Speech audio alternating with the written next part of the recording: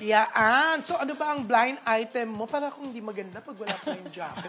O, naka-t-shirt ka na kasi. Uy, pero Eto. ano to, So, no? ako mauna, June. Penguin to, ha? Okay. Itong blind item ko na to, okay, paano ko ba siya iyan? Okay, isang actress. Actually, ano siya, sexy actress. Isang sexy actress, nag-photoshoot ka. Nandun ako, nag-photoshoot kami sa isang mamahaling hotel. Actually, mga 7-star hotel siya, June. Saan yan? Meron ba 7-star Wala pa dito bang sa Pilipinas? Meron na. Dito, meron? Meron na. Oo, Uy, meron Google na. ko nga. Alam ko, meron sa Dubai, 7-star. Meron na sa atin, ano ka ba? Naku, sige, tuloy mo lang yan. Okay, nag-shoot kami sa isang hotel na lang, isang mamahaling hotel. So, actually, hindi pa nagsisimula yung shoot. Nagbi-makeup pa lang si actress. Nagulat kami, nawawala na yung mga June, di ba sa hotel may mga free condiments, mga jam, yung mga ganon. Okada. Okada nakalagay dito So, Okada. Sabi sa'yo may 7-star, di ba? So, nagulat kami, nawawala na yung mga yung mga jam, yung mga libreng jam na maliliit na bottle na naka-display. Na isi-serve sana. So, feeling ko, napansin nyo nawawala kasi naunahan kayo. Parang gano'n na nga. Hindi, kasi gagamitin ganyan kayo. Pag di ba, pag naka-check-in ako, kinukuha mo. Hindi, kasi gagamitin namin, may sinerve na mga bread, na mamahaling bread. Yung mga jam, asan yung mga jam? Ganyan-ganyan. Alam mo, feeling ko, kinuha ng actress yung mga jam, yung mga palaman na yan, mga condiments na yan. Kasi naniniwala siya sa kasibihan na man does not live by bread alone. So ayaw niyang mag-bread lang kayo. Malay mo, gusto niya mag-rice kayo, kaya kinuha niya na yung mga palaman. Or akala ko sasabihin mo, naniniwala siya sa kasabihan ng daig ng maaga pang masipag. Ay, hindi. Kasi inunahan niya kami lahat. Oo, kasi nakita niya yung mga bread.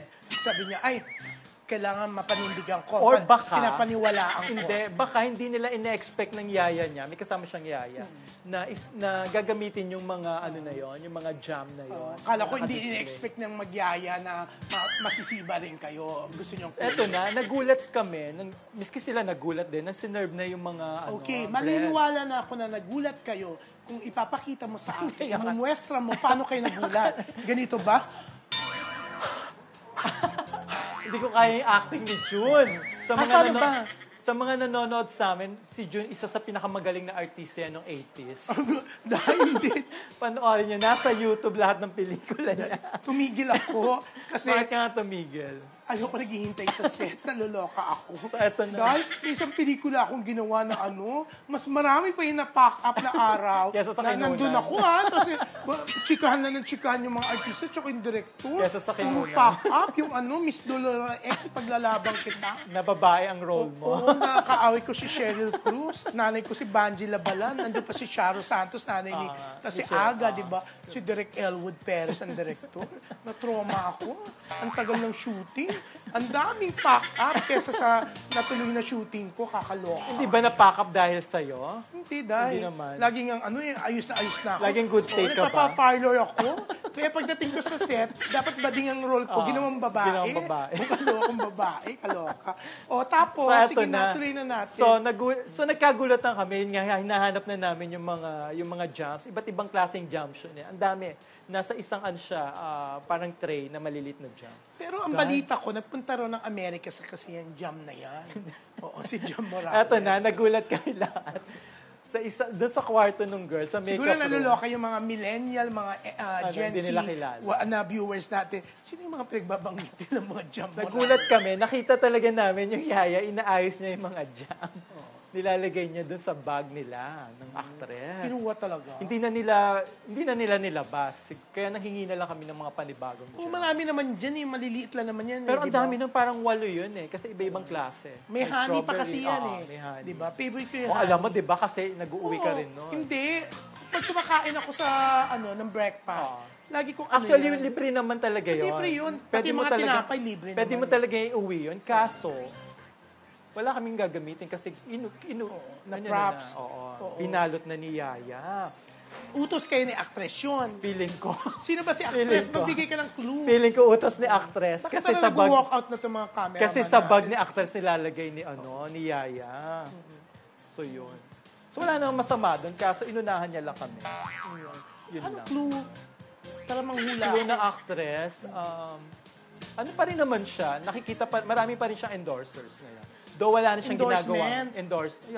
Wala na lang Endorser, siyang sabi mo eh. endorsement. Endorsers ang narinig ko. I-playback na natin. Marami siyang ine-endorse. Baka yun yung gusto kong sabihin. Sige.